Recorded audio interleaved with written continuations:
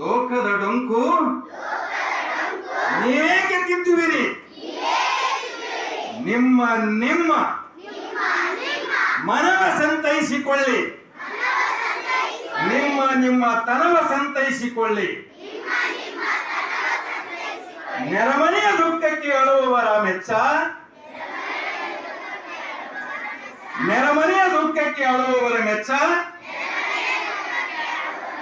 ಕೂಡಲ ಸಂಗಮ ದೇವ. ಇದಿಷ್ಟು ವಚನದಲ್ಲಿ ಇದೆ.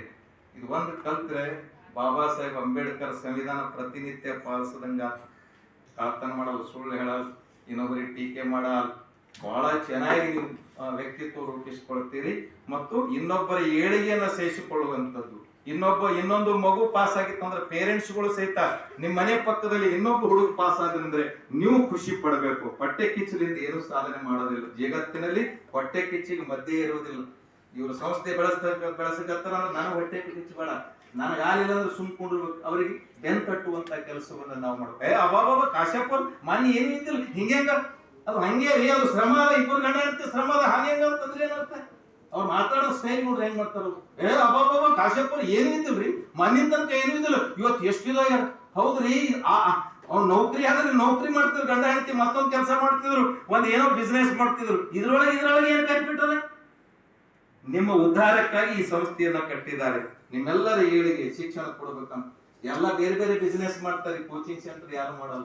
ಆ ಮಾಂಡ ಧೈರ್ಯ ಮಾಡೋದಂತೂ ನೀವು ಇಬ್ರು ಗಂಡ ಈ ಮಾಂಡ ಧೈರ್ಯ ಅದಲ್ಲ, ಈ ಮಂಡ ಧೈರ್ಯ ಅಂದ್ರೆ ಗೊತ್ತಿಲ್ಲ.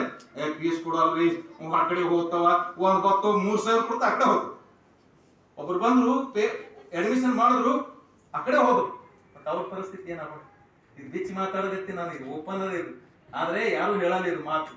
ನಾನು ವಿಶೇಷವಾಗಿ ಕಾಳಜಿಯಾದ ಅಕ್ಕಳಿ ಪೇರೆಂಟ್ಸ್ ಕೇಳ್ತೀನಿ, ಮುಲಾಜಿಲ್ಲದೆ ನೀವೇನು ಆ ಕಡೆ ಏನೇ ಕೆಲ್ಲ ಮಗುವಿನ ಏಳಿಗೆಗೋಸ್ಕರವಾಗಿ ಎಲ್ಲ ನಿಮ್ದು ಅಡ್ವಾನ್ಸ್ ಕೊಟ್ಟರು ಏನು ಪರವಾಗಿಲ್ಲ. ಅವ್ರೇನು ಯಾವುದು ಇದು ಮಾಡಲ್ಲ. ನಿಮ್ಮ ಮಕ್ಕಳು ಉದ್ಧಾರ ಆಗ್ತಾರೆ. ಮತ್ತೆ ಫೇಲ್ ಆದವ್ರಿಗೆ ನಾನು ವಿನಂತಿ ಮಾಡ್ಕೊಳ್ತಿದ್ದೀನಿ.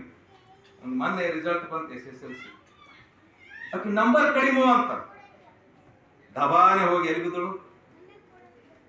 ರೈಲ್ವೆ ಪೆಟ್ರೋಲ್ ಬಿದ್ದಳಂತ, ವೀಸಾ ತಗೊಂಡಳಂತ. ಇವು ಜಾಸ್ತಿ ನಡೀತವೆ. ಈ ಮಕ್ಕಳಿಗೆ ಒತ್ತಡ ಮಾಡಬೇಡ್ರಿ. ನೀನ್ ಇಂಜಿನಿಯರು ಡಾಕ್ಟ್ರು ಏನೋ ಅಂತ ಅನ್ಬಾರ್ದು ಮಕ್ಕಳಿಗೆ. ಇವ್ರು ಏನ್ ಹೇಳಕ್ಕಾಗಲ್ಲ. ಅವ್ರಿಗೆ ಒಂದಿಷ್ಟು ಸಂಸ್ಕಾರ ಕೊಡ್ತಾ ಪ್ರೇರಣೆ ಕೊಡ್ರಿ. ಜಾಸ್ತಿ ಅವ್ರ ಮೇಲೆ ಮಾನಸಿಕ ಹೊರೆಯನ್ನ ಹಾಕ್ಬಾರ್ದು. ನೀವು ಅಷ್ಟೇ ತಂದೆ ತಾಯಿ ಕೀರ್ತಿ ಕೊಡುವಂತ ಮಂಡ ಧೈರ್ಯ ಇರ್ಬೇಕು. ಧೈರ್ಯ ಇರ್ಬೇಕು. ಹೆಂಗ್ ಧೈರ್ಯ ಇರ್ಬೇಕು? ಕಿತ್ತೂರಾಣಿ ಚೆನ್ನಮಗ ಆಯ್ಕೆಗಾರ ಇದ್ರೊಳಗೆ ಸೈನಿಕ ಶಾಲೆ 3 ಆಗ್ಯಾರ. ನಿಮಗೆ ಕೊಡಬೇಕು ಕಪ್ಪ ಗೊತ್ತಿರಲಿ. ಯಾರಂದ್ರಿ ಮಾತು? ಯಾರಿಗಂದ್ರು? ಸೂರ್ಯಮುಳಗಳ ಸಾಮ್ರಾಜ್ಯ ಬ್ರಿಟಿಷರಿಗೆ ಯಾರು ಇದಿಲ್ಲ. ಗಂಡಸು ಮಕ್ಕಳು ಇಷ್ಟು ಮಂದಿ ದೇಶದಾಗಿದ್ರು. ಆಕೆ ಮೊದಲ ಸ್ವಾತಂತ್ರ್ಯ ಹೋರಾಟಗಾರ್ತಿ ಆದ್ರು. ಆಕೆ ಏನಾದ್ರು ನಿಮಗೇಕೆ ಕೊಡಬೇಕು ಕಪ್ಪ?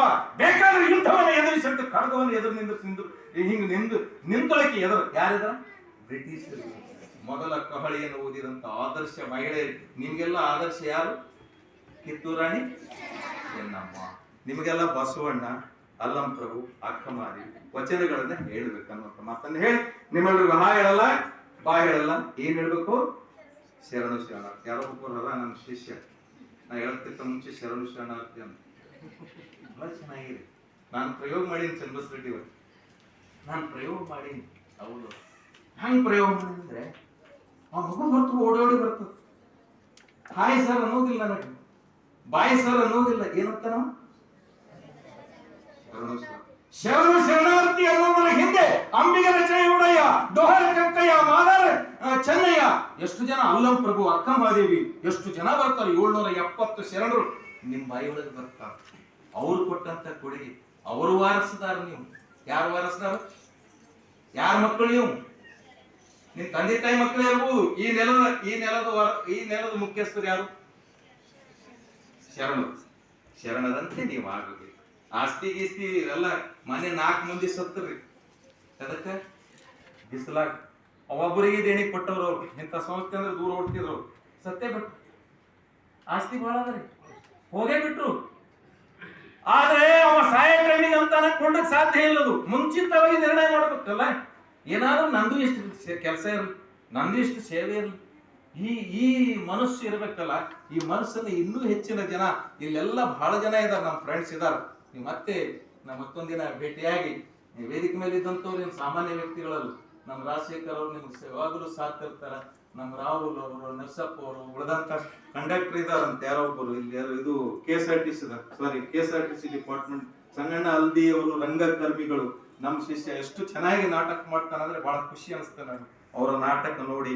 ನೀವು ಗ್ರಾಮ ಪಂಚಾಯತಿ ಅಧ್ಯಕ್ಷ ನಾರಾಯಣ ರೆಡ್ಡಿ ಧರ್ಮದ, ನಾವೆಲ್ಲ ರಾಜಕಾರಣಿ ಅಂತ ಅನ್ನೋದಿಲ್ಲ, ಇವರಿಗೆ ಧರ್ಮದ ಜೀವಿ ಅಂತೀವಿ. ಯಾಕಂದ್ರೆ ಅಧ್ಯಾತ್ಮಕ್ಕಾಗಿ ಹಗಲು ವೈಯಕ್ತಿಕ ಏನಕ್ಕಲ್ಲ, ನಾವು ಧರ್ಮದ ಜೀವಿ, ಅಧ್ಯಾತ್ಮ ಜೀವಿ ಅಂತ ಅವರನ್ನ ಕರಿತೀವಿ. ಬಹಳ ಇಷ್ಟೆಲ್ಲ ಜನ ನಾವು ಸೇರಿದೀವಿ. ಇಲ್ಲಿ ಮುಂದ್ ಕೂತಂತ ನಮ್ಮ ಮೊತ್ತಕ್ಕಲ್ಲಿ ಇವರು ಇದ್ದಾರೆ, PDO ದೇವೇಂದ್ರಪ್ಪ ಅವರು, ನಮ್ಮ TMC ನಮ್ಮ ಬಸವರಾಜ್ ಅವಂಟಿ, ಬಹಳ ಜನ ಇದ್ದಾರೆ. ಹೆಸರು ಹೇಳಿದ್ರೆ ಯಾರು ಹಿಂದ್ ಕೂತವ್ರು ಮೃದಿ ಸರ್ ನನ್ನ ಹೆಸರು ಕೇಳಿ ತೊಗೊಂಡಿಲ್ಲ ಅಂತ ಅನ್ಬೇಡ್ರಿ ದಯವಿಟ್ಟು. ನೀವೆಲ್ಲ ಸೇರಿದವರಿಗೆ ಮತ್ತೊಮ್ಮೆ ನಾ ಶರಣು ನಿಮ್ಮೆಲ್ರಿಗೂ